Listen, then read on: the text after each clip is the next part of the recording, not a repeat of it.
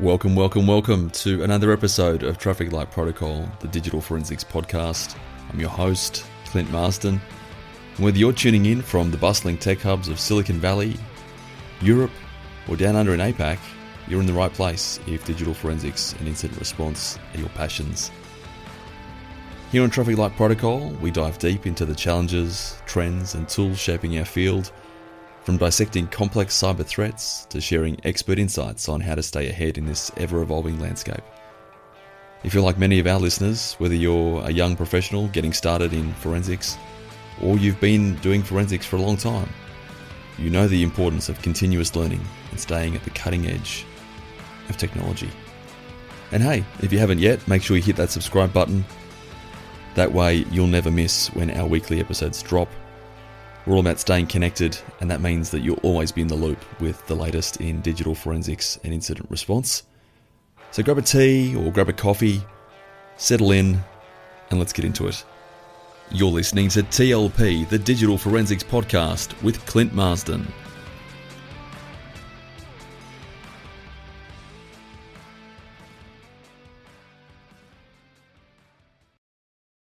Welcome to Traffic Light Protocol, the Digital Forensics Podcast. This is our first video podcast to kick off the AI series. You know that we've been doing a bit of a transition away from traditional digital forensics and incident response, and now starting to go into the more AI side of things because I'm running a new startup for AI. Today's going to be a killer. I'm so excited, and I shouldn't be too excited because people are actually really losing money in what is actually happening right now, and it's not great for them, and it's not an amazing feeling to wake up and find that you've lost a bunch of money in your business, particularly if you're a startup. But today we are talking about exploitation of voice AI agents and the scams and common fraud things that are going on. And I want to welcome back Myles to the podcast. It's been about a year, so mate, welcome back. Thank you very much. It's great to be back. What is going on? What is happening with voice AI these days? Isn't it crazy how the old techniques become new again? We were having a previous conversation about email, how that was being exploited in the 90s. And SIP, which is Session Initiation Protocol, which is used for voice calls over the internet, is one of those ones that is just being leveraged in AI. So for those people that don't know what that is, it's basically AI is answering SIP phone calls. So it's not like a dependency on a general telecommunication infrastructure. It just does it via IP on a particular port. So that port is clearly open, and anyone that initiates the session correctly, it doesn't matter if the details are incorrect, meaning that the number's been spoofed or it's from a different IP or a different country, it doesn't matter. It just accepts it for what it is. So there's some controls you can put around that, but it's just generally a free for all at the moment. So this is happening because we're now in voice over IP land, and voice over IP has been around for, it's 2025, like 20, 25 years. Correct. But it started internally in offices and then has now moved on to what we're doing today, and that facilitates people using Viber or WhatsApp and doing telephone calls over the internet, right? Correct. Yes. And then people are now able to spin up their own PABXs and use voice over IP with some free providers too. Yeah, absolutely. And you can set yourself up as an interim provider because you're not dependent on telecommunication providers anymore. You can just do the IP to IP. As long as you've got the sessions set up correctly, it'll work. How hard is it to get started in setting up your own PABX? About 15 minutes. Is that all? And what does it cost to set up? Less than $10 Australian, so about $5 US. So anyone can do this. Mm-hmm. It costs next to nothing. It's $10.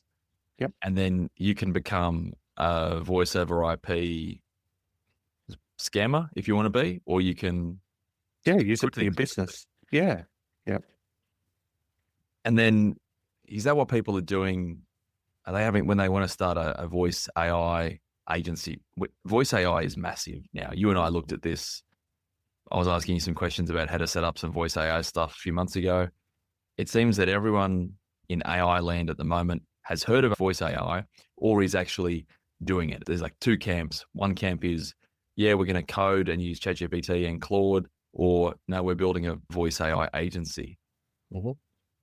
What is involved in kind of setting a voice AI agency up using one of these free SIP providers? Yeah, so there's obviously two options. You can use a provider that has its own PABX, which I think we did some modeling around. And then you've got ones where you have your own PABX and then you plug it into another service which uses the voice to text and the AI components, some like VoIP or retail. Yeah. They're the two main providers out there at the moment that do that very well. So they use 11 Labs voice, but it's it's a lot of moving parts for a lot of people. So it's easier to consume these types of services to get your AI online. So it's very quick. Within an hour you could have an AI bot set up to receive or make calls. So say we wanted to do that from scratch, we would sign up to retail, because retail's a bit nicer to use than Vappy, I think. And there was you could go either way. It's not like Vappy's bad or anything. It's just personal preference. Mm-hmm. But if you set up retail, then you need a number as well. Could you do it through retail? But make them a one-stop shop? I think they integrate with Twilio. Twilio, that's right. Yeah. Yeah. So you use Twilio and retail, and then they do the integration, and then off you go. That's the quickest and easiest way to get going.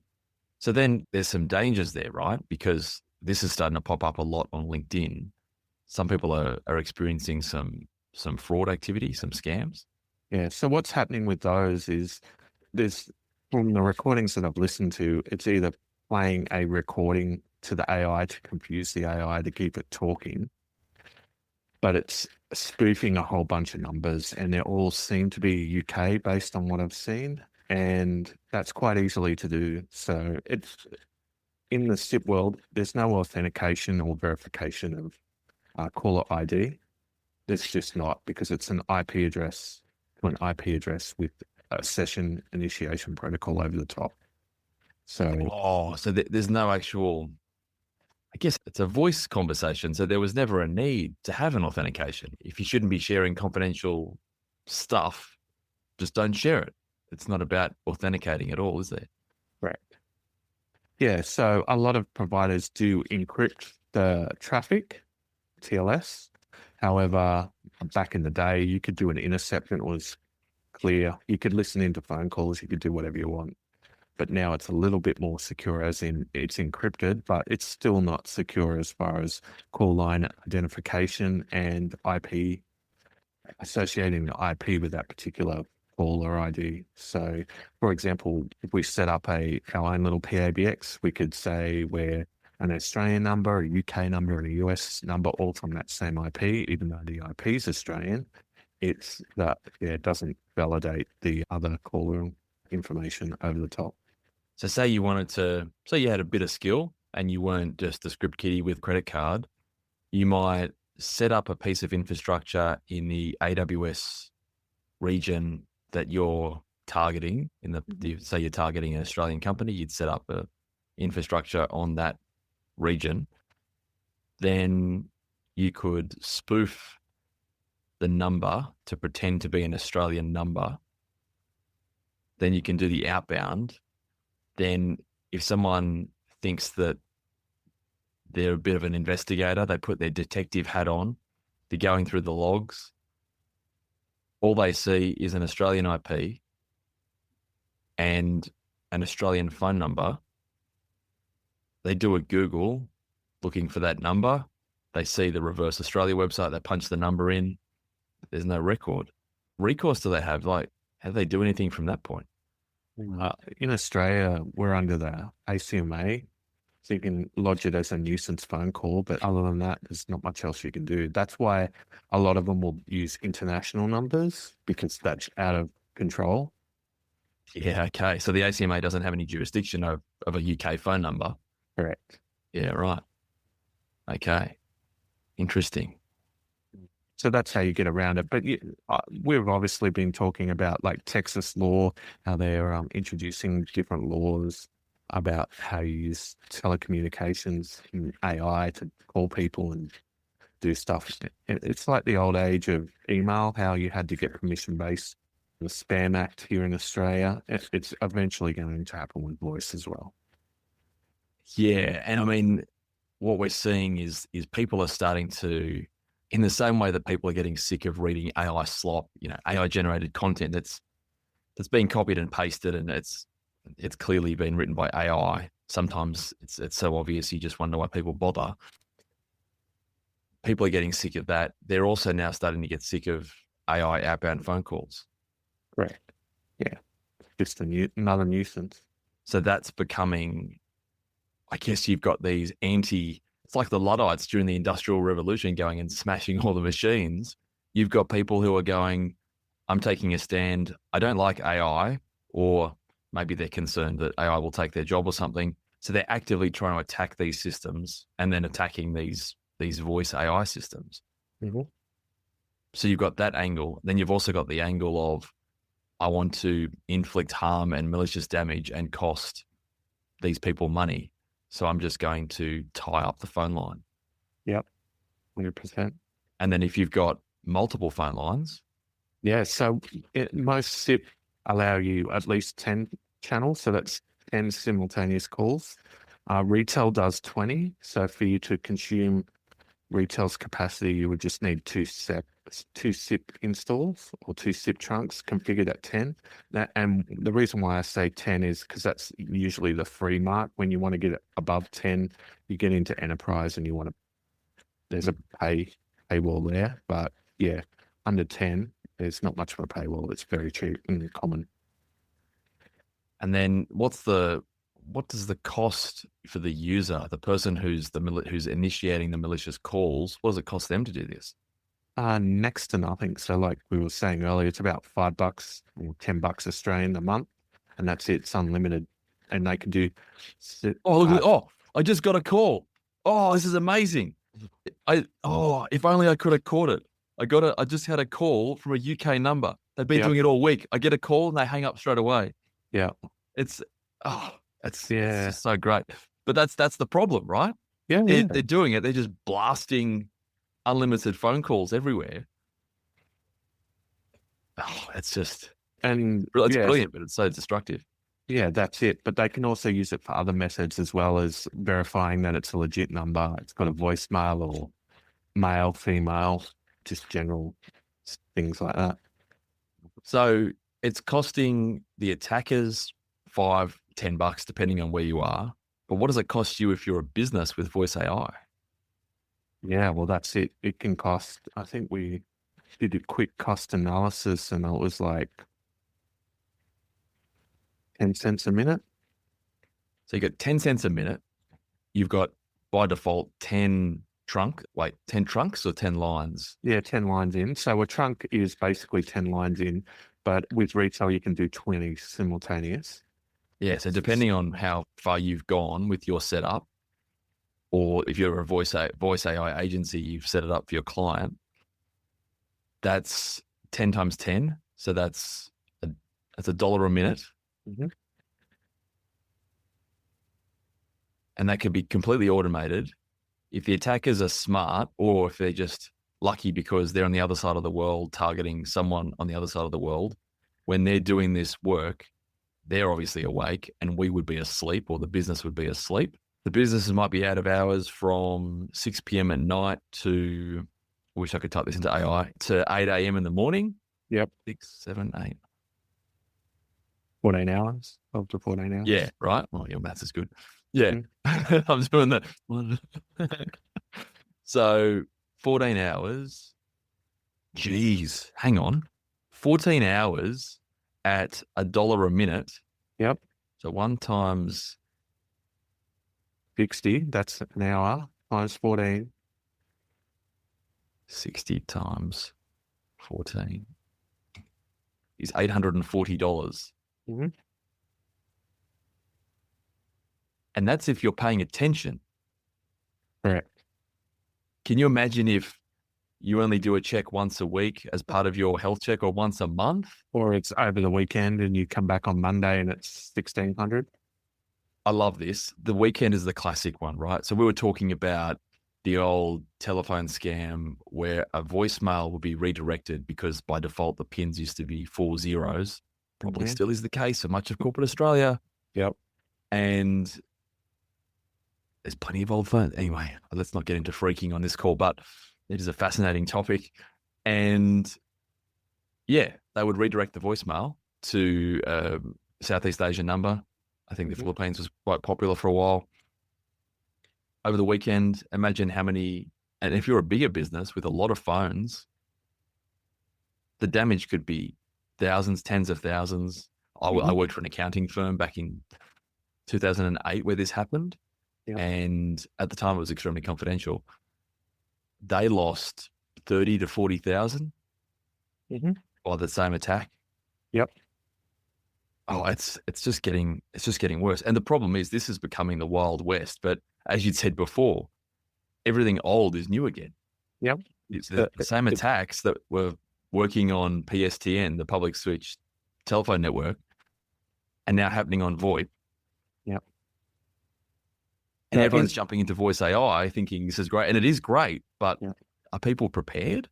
Yeah. So in Australia, telecommunications has come a long way. Devices are authenticated into the network, which is using IMEI on mobile, and on PSTN, it's authenticated by, using E1s. So you could spoof a number. However, it's difficult for it to, you couldn't do it in mass scale because the way the technology is set up, it's very limiting. But internet, there are no rules. Yeah. So I just don't understand why it's been left and why it's allowed to happen. I think because it's so dynamic, the internet is so dynamic. So for example, if you wanted to set up a PABX in your cloud instance, it's got to be able to use those ports and use that protocol to connect to other services. And there's no sort of centralized security or protocol that checks everything to make sure that all the infrastructure's legit. I think that would be a hard ask. It'd be like making IMEI on every SIP tunnel or SIP trunk, and that would be a difficult thing to do. You'd have to register it, a username and IP with a central authority, and do some sort of identifications, verification and stuff. So where should the line of responsibility be drawn then? Should it be the responsibility of the voice AI developer, the telco provider who's issuing these numbers for $10 a month, or is it on the business who's deploying it? I think it's a joint. It's a shared responsibility, much like the cloud. Your cloud provider, it's a shared responsibility. It's you're responsible to configure things securely, have the right controls. It's also the telco's responsibility, your SIP provider, to have some of that security functionality in their network, and you're able to turn it on and off, or make adjustments. I think we had a really good in our test scenario where if you weren't in Australia, it would just go to voicemail, or if you didn't have a call ID, it goes straight to voicemail. I mean, something so simple is a great way to, divert from those global attacks. So there are some simple things that can be done, but what we're seeing of default fraud prevention, I guess, controls, fraud prevention security controls, aren't really turned on by default. Yeah, that's 100%. Yeah. So there's much more responsibility on the AI agent providers that could be done, but there's part of it is they need to implement the functionality to allow people to turn them on. People are starting to get aware of this stuff. They'd love to turn it on, but if it doesn't exist, their hands are kind of tied. Do you think that that's going to start to cause people to jump ship if retail, for example, did it, and I'm picking our favorite provider, say they decided not to implement these security controls, but VAPI did. we've seen it happen before where VAPI had some kind of issue when everyone jumped from VAPI to retail. That could start happening again. It becomes, well, you've got more protection, so I can't put my business at risk. I'm going to have to go with these other guys. Yeah. And that becomes a bit of a point of difference. And maybe if they're charging more, then they might get more business that way.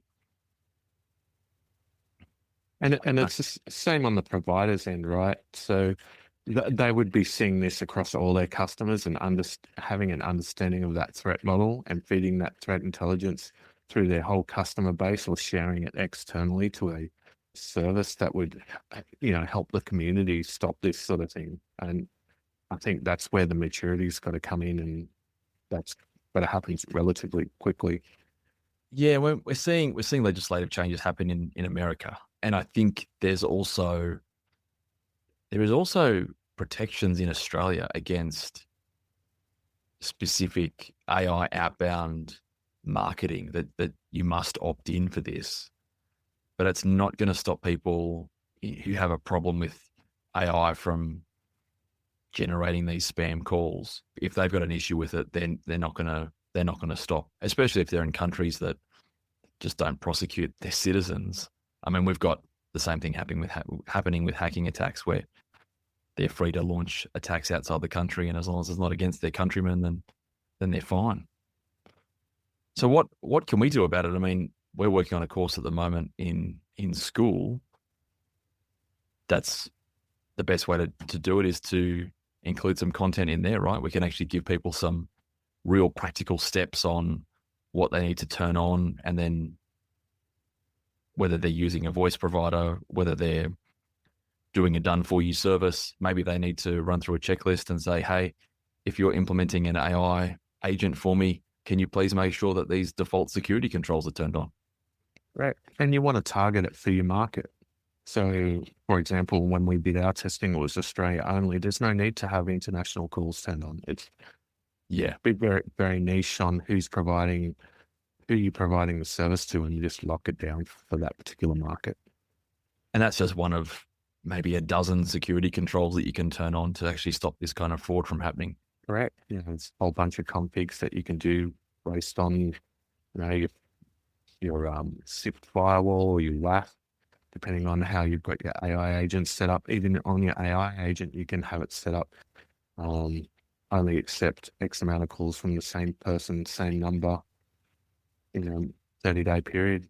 What level of technical skill are people going to need to be able to follow along with what we've got for them in the school course? Oh, not a lot. I think a lot of the easy stuff, like we were saying about voicemail, it's very simple. And that one little trick can save you. One simple trick to lose belly fat. Yeah. One simple trick to stop your voice AI getting hacked. Yeah. Yeah. Getting spam calls from the UK. Yeah. Yeah. I'm lucky that on my phone, all international calls go straight to voicemail because I've got it set up that way on my mobile phone, so I don't get that problem. But listening to the recordings, it's quite interesting to see how these sort of things are playing out. Because there's a lot of anti-AI sentiment, and you're seeing some chatter in the dark web as well about people who are wanting to just be dodgy and try and ruin people's day and ruin their livelihood. Well, that's it. They're fed up with the spam outbound call. I know in Australia, the SMS in election time, if someone figured out how I think they did, they found the authorizing person for that political party and basically spammed the life out of his mobile phone, and he had to get it changed. They published it, didn't they? Yeah. And it's hilarious. Well, how like it? Yeah.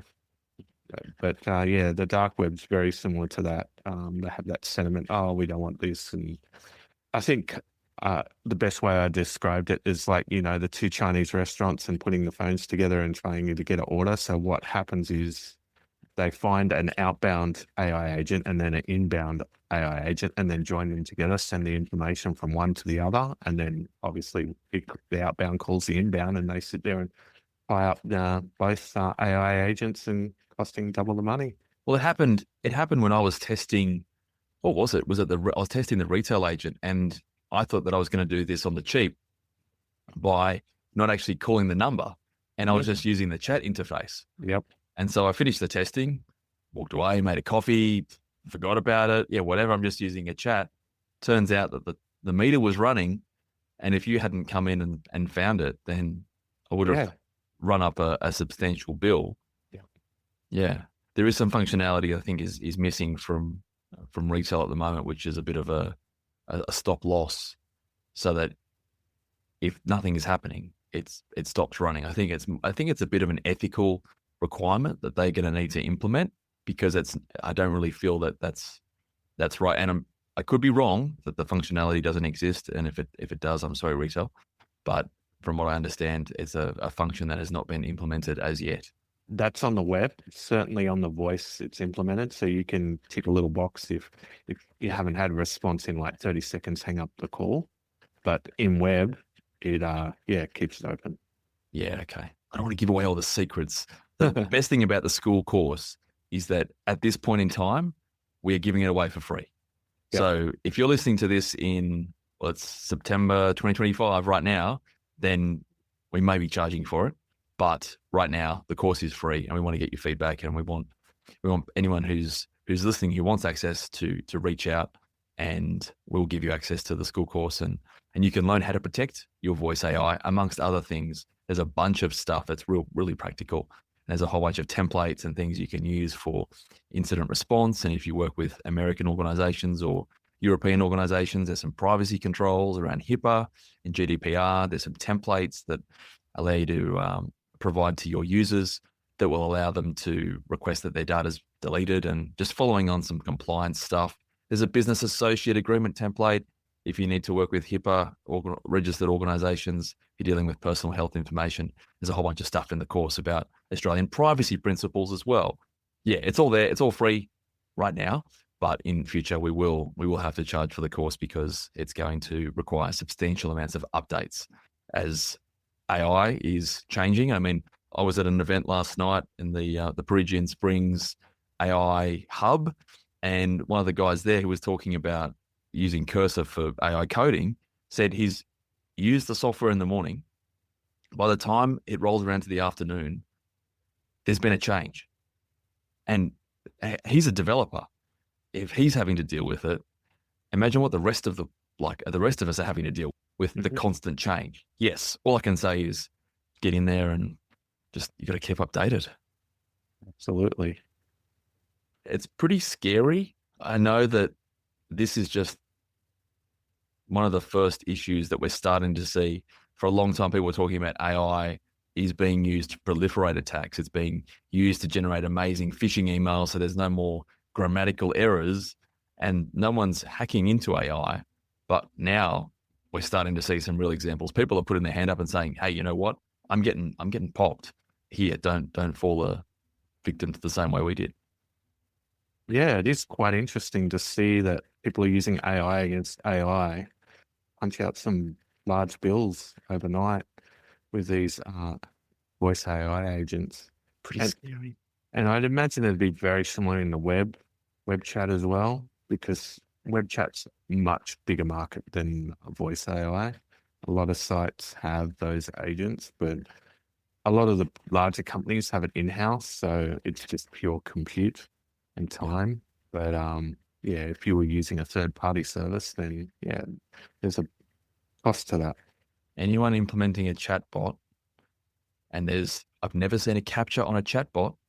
No, like most, I haven't seen a captcha, but I have seen a verification. Okay, that's good. Verifies your email or your account number. So you type in your account number or your billing number, and then it asks you what's the email address associated with it, and then you type that in. The other method I've seen is you type in your email address, it sends you a code, and then you type that code in, and then you're authorized to start chatting. There are systems, there are ways of implementing it, but it's going to become more and more important. I know bots are getting a lot better. Have you signed up for X recently, like the formerly known as Twitter? Have you done the 6-step process? It requires you to pass like all the captchas. Wow. It is like a sick joke by Elon Musk how difficult this is. My eyes are fine. My brain is at 100% capacity. I'm young and all the rest of it. It's working. But imagine if you're of a different age demographic, or if you have challenges in other areas, if your sight's not as good as you'd like it, or you have other disabilities. I don't even know how you would begin to get past these challenges. You've got to rotate shapes, and then you've got to slide this and make it fit, but it's all grainy.